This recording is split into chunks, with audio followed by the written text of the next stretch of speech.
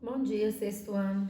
A nossa aula hoje é a correção do caderno de atividades da página 15 até a página 19. Então, se você ainda não abriu o seu caderno de atividades, abra e vamos fazer essa correção. Então, a nossa correção, ela começa aí na questão 16. E ela fala o seguinte: a água é um recurso natural que deve ser preservado e não pode ser desperdiçado. Sobre esse bem tão precioso, marque as alternativas corretas. Apenas uma pequena parte da água disponível no nosso planeta pode ser consumida. Isso é verdade, né? Então, nós vamos marcar, porque mais ou menos 1% de toda a água do planeta Terra é que nós vamos poder consumir. E 1% dessa água é que ela vai ser trazida, né, para as ETAs, para fazer o tratamento e depois chegar na nossa casa. B. O ser humano utiliza pouca água para consumo humano e doméstico. Isso não é uma verdade. A gente utiliza muita água e às vezes a gente utiliza água mais do que a gente precisa. A gente tem que aprender a economizar. Letra C. Grande parte da água disponível na Terra é salgada e é encontrada nos oceanos. Isso mesmo. Então, 99% dessa água, 98% dessa água, ela vai ser salgada, né? Ela vai estar formando os oceanos. E essa água, ela é indisponível para o consumo. Ela não serve para a gente consumir. E letra D, todos os seres vivos precisam de água para sobreviver. É verdade, se a gente tem uma plantinha em casa e a gente não dá água, ela morre, não é verdade? E letra E, não precisamos nos preocupar com a quantidade de água disponível no mundo, visto que é um recurso natural renovável. É um recurso natural renovável, mas a gente tem que se preocupar, porque parte dessa água, ela está poluída. Quer dizer, um rio que está poluído, a água evapora dele, ela não evapora poluída, a poluição fica. Quando ela chove de novo no rio, ela é contaminada novamente. Então, a gente tem que se preocupar, sim, com essa água, porque apesar dela ser um recurso renovável, ela pode acabar, tá bom? Questão 17. Enumere sequencialmente as etapas envolvidas para o tratamento de água. Então, entre as etapas, a questão número 1 fala que a água bruta, ou seja, aquela sem tratamento, que é imprópria para o consumo humano, ela é retirada dos mananciais. O que são os mananciais? Rios, lagos, represas, poços profundos, lençóis freáticos. Então, essa é a primeira etapa, tá? Então, ela vai ser a número 1. Depois que ela é retirada dos mananciais, a água vai chegar à estação de tratamento de água, ou seja, na ETA. E depois a água passa por um sistema de grades que separa os materiais maiores, como folhas e galhos. Aí a água passa por um tanque de decantação, onde flocos pesados de sujeira vão se depositar no fundo desses tanques e vão formar um lodo. Aí depois disso a água já filtrada, né, que já passou pelos filtros lá, carvão, areia, pedregulho, cascalho, vai para um canal, aonde vai receber cloro para matar os micro-organismos, flúor para ajudar na prevenção da cárie e o cal para neutralizar essa água. E depois essa água que já é tratada vai para um reservatório e é distribuída para toda a população. Então a sequência numérica aí ficou 2, 3, 1, 4, 6 e 5. Questão 18. A água dos rios chega às estações de tratamento com muitas impurezas. Por isso é necessário um conjunto de procedimentos físicos e químicos para que ela fique em condições adequadas ao consumo. Observe as imagens a seguir e complete as informações. O método representado na imagem corresponde à filtração, né? Então, aqui a imagem me mostra a palavrinha filtros e como esses filtros são formados. Carvão, areia, pedregulho, cascalho. Então, quando a água passa por todos essas estruturas, ela vai ser filtrada e o processo filtração.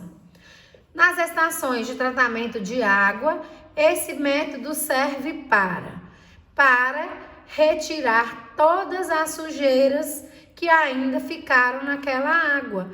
Às vezes sujeiras bem pequenas que a gente nem vê, né? E aí esse filtro aí retira essas sujeiras, tá certo? Na letra B,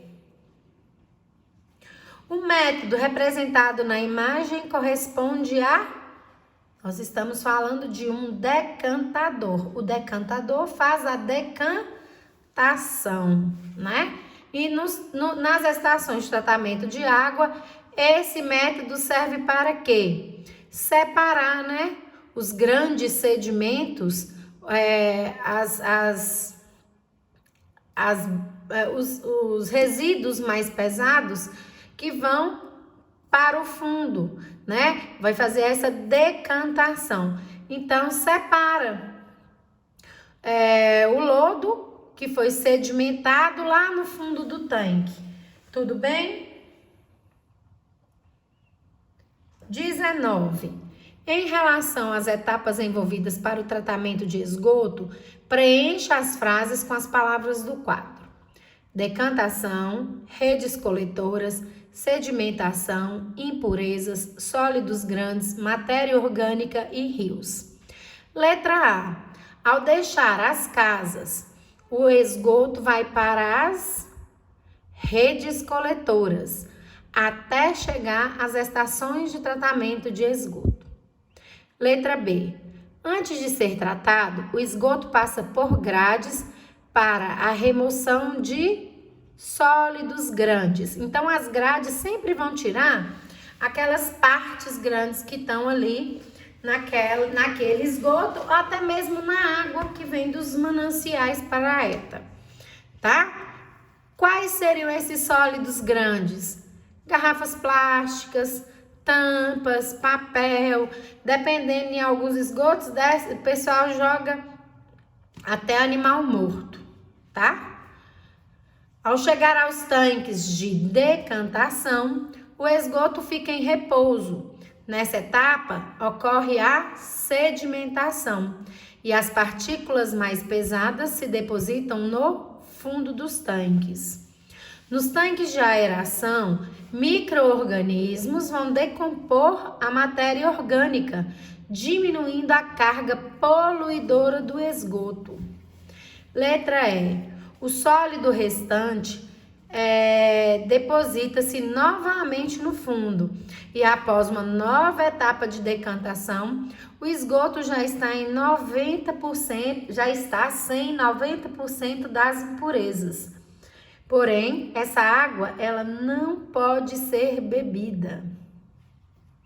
F. A água é lançada nos rios ou reaproveitada para limpar ruas, praças e regar jardins.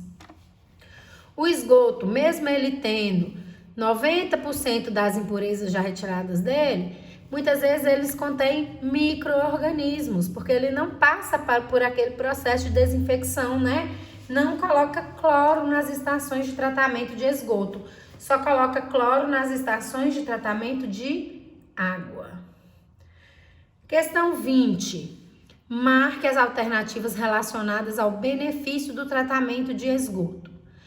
A. Redução de inúmeras doenças parasitárias e infecciosas transmitidas por dejetos humanos. Isso mesmo. Então, muitas vezes no esgoto, vai junto às nossas fezes. E se eu tiver, por exemplo, com parasita intestinal, se eu tiver, por exemplo, com lombriga, os ovos dessa lombriga vão sair para o esgoto. Se o esgoto não é tratado e ele é jogado no rio, e se a pessoa está ali no rio, utilizando aquela água para beber, ou não tem tratamento de água e não ferve água, a pessoa ela pode se contaminar e pegar essas doenças parasitárias. Por isso, sempre que a gente for em rio, em barragem, em cachoeira, a gente nunca deve beber essas águas, porque a gente não sabe se alguém jogou algum esgoto lá, ou se lá mais em cima no rio alguém defecou no próprio rio, e pode ter ali ovos de parasitas que podem contaminar o seu corpo. Então, nada de beber essas águas. Letra B. Contaminação de mananciais e locais que servem de fonte de água potável para a população. Então, o tratamento do esgoto não causa contaminação dos mananciais, né? Ao contrário, então esse aí não é para marcar, tá?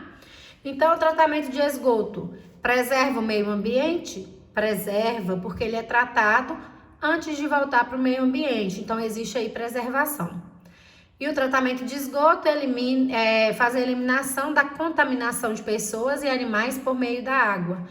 Isso mesmo. Então, por causa da água, se o esgoto foi tratado e a água é tratada, as pessoas e os animais eles não vão se contaminar com esses parasitas, tá? E letra E, o tratamento de esgoto causa a diminuição da concentração de oxigênio dissolvidos na água do mar, provocando a morte de peixes e outros organismos marinhos.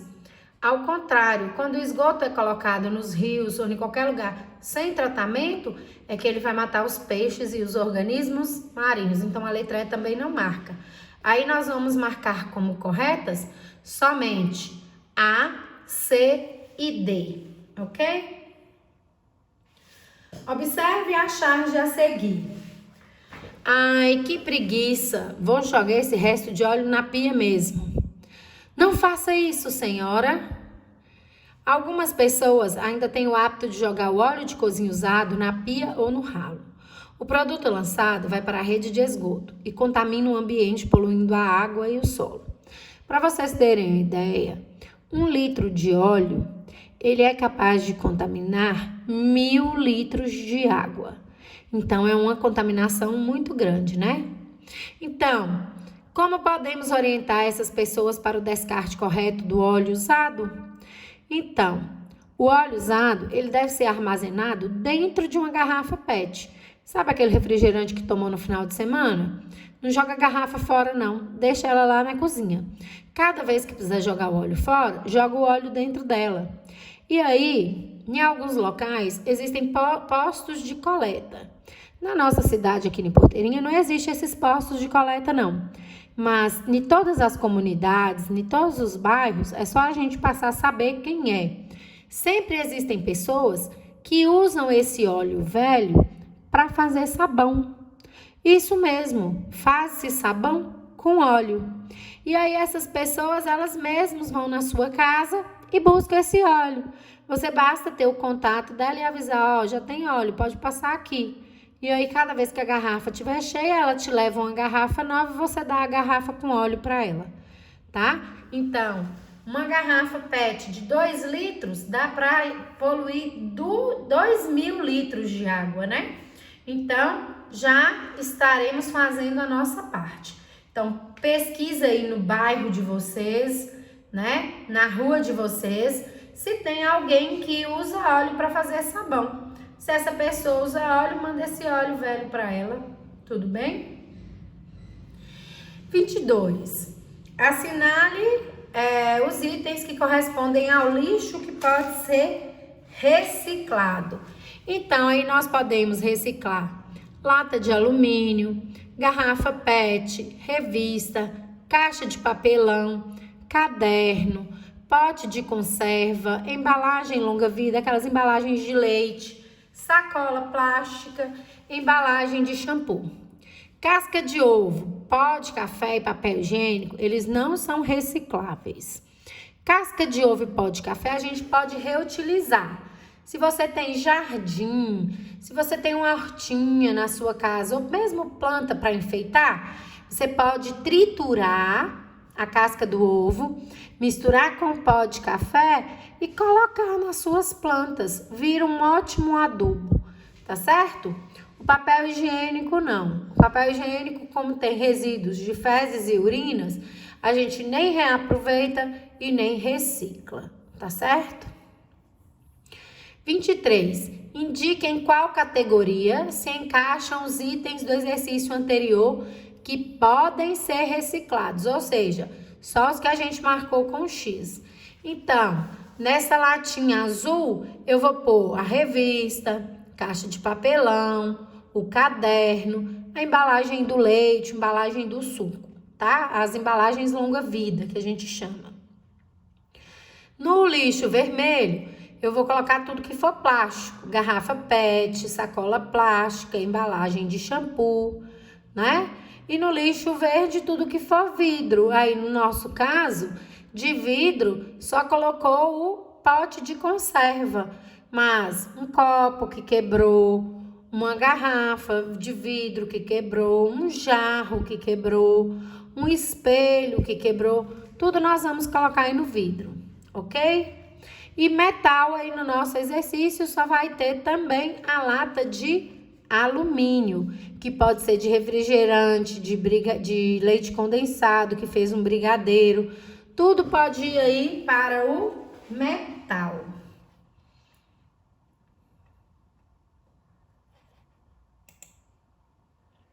Questão 24. Observe o tempo aproximado de decomposição de alguns materiais.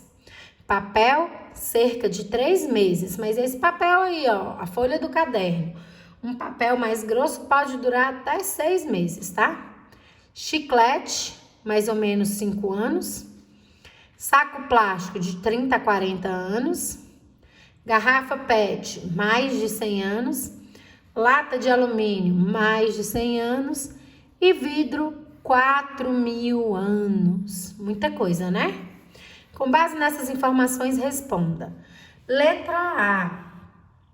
Qual material listado prejudica mais a natureza se não for reciclado? Justifique sua resposta. Bom, o que prejudica mais é o que demora mais tempo para se decompor. Então, aí no caso é o vidro, que demora 4.000 anos, né? Então, é o que vai ficar aí mais tempo no ambiente, prejudicando a natureza por mais tempo. Então, é bem importante a gente colocar o vidro para reciclar, tá? Letra B. O que pode ser feito com esse material para que não polua o ambiente? Então, a gente tem que procurar, né, na nossa cidade, uma empresa de reciclagem de vidro. E é essa reciclagem de vidro que vai diminuir essa poluição do ambiente. Letra C. Sabendo que a diferença entre o tempo de decomposição dos materiais, qual deve ser o nosso papel como cidadão? Bom, a gente tem que usar sempre os 5 R's, né? Ver se a gente precisa, se tem como a gente reciclar. A gente tem que aprender a recusar algumas embalagens. A gente tem que aprender a reduzir o nosso consumo. Quando a gente usa os 5 R's na nossa vida, nós estamos fazendo nosso papel de cidadão consciente que preserva o meio ambiente, tá certo? Vamos dar sempre preferência a materiais recicláveis do que materiais não recicláveis, tudo bem? E se a gente não tiver... Carol, eu gosto de ter copo de vidro na minha casa. Sim, se ele não quebrar e se você não quiser usar ele mais, você reutiliza. Olha os 5 R's aí. O potinho de conserva pode virar um vasinho para planta. Pode virar um porta-objetos. Dá para guardar botão, dá para guardar coisinhas pequenas que a gente tem em casa e às vezes fica espalhada e a gente não acha. Então, a gente tem que arrumar uso para esses objetos quando a gente não tiver como reciclar, tá? 25. Leia reportagem sobre o tratamento de lixo no Japão e responda aos itens a seguir. Como alguns países tratam seus resíduos? Estratégia completa e eficaz é marca japonesa. Junto com o crescimento econômico do país, a partir da década de 1960, o Japão se viu diante do desafio de encontrar um destino para o lixo. Como a área territorial é pequena, se comparada à população, reduzir o volume de resíduos sólidos levados aos aterros é essencial. Graças a uma série de iniciativas, algumas já com meio século, o Japão é um dos países mais avançados nesse campo. Em 1970, entrou em vigor a Lei de Gestão de Resíduos, que envolve toda a cadeia da produção e destinação do lixo, encarada a partir dos conceitos de reduzir, reciclar e reaproveitar. A Lei de 1995 incentiva a coleta seletiva e a reciclagem, o que fez o país investir em alta tecnologia, também para o reaproveitamento dos materiais. Garrafas de PET são produzidas no Japão a partir de 100% de resina reciclada, reduzindo em 90% o uso de novos plásticos. Então, é muito interessante isso, né? O Japão utiliza bastante a reciclagem, mas também ele é um país pequeno, território pequeno e uma população bem grande. Então, letra A, o que é reciclagem? Então, reciclar é transformar, né? Então, transformar um objeto que está sendo descartado em um objeto novo. Isso é o conceito de reciclagem, né? Então, a transformação de uma coisa que não me serve mais em uma coisa nova que eu vou precisar, tá? Letra B. Como podemos contribuir para o processo da reciclagem?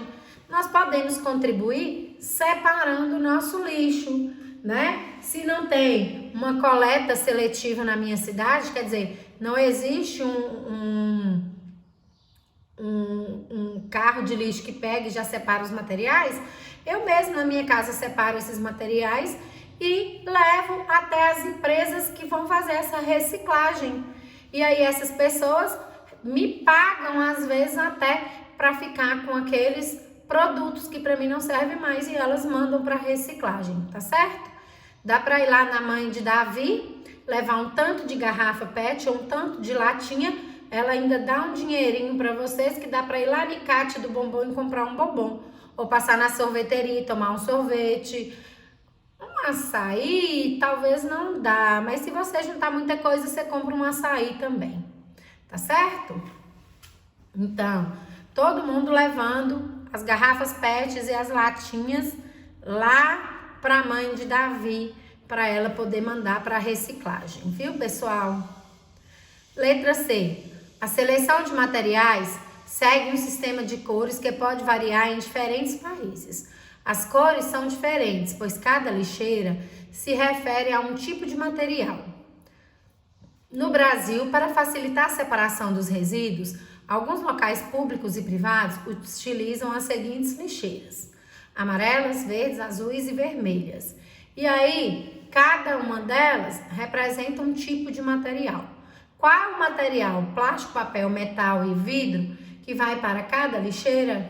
Então, lixeira amarela, metal.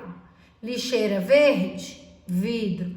Lixeira azul, papel. E lixeira vermelha, plástico. Então, quem falou que é desse jeito, acertou a questão. Letra D. Além de reduzir, reciclar e reaproveitar ou reutilizar, a quantidade de lixo produzida pela sociedade será menor com outras duas medidas. Quais são os R's que compõem essas ações? Ou seja, quais os R's que estão faltando aí? Repensar e recusar. Eu preciso mesmo desse objeto que eu estou comprando? Ou eu vou comprar um lápis, eu preciso que esse lápis venha numa sacolinha? Então, eu repensei a minha atitude. E eu não preciso do meu lápis na sacolinha. Eu posso pôr na minha mochila, eu posso carregar na minha mão. Ô, moça, eu não quero a sacolinha. Isso é recusar. E isso ajuda a produzir menos lixo, tá? Então, vamos aprender a repensar e recusar alguns produtos. Questão 26. Entre as principais vantagens do vidro está o fato de ele ser 100% reciclável.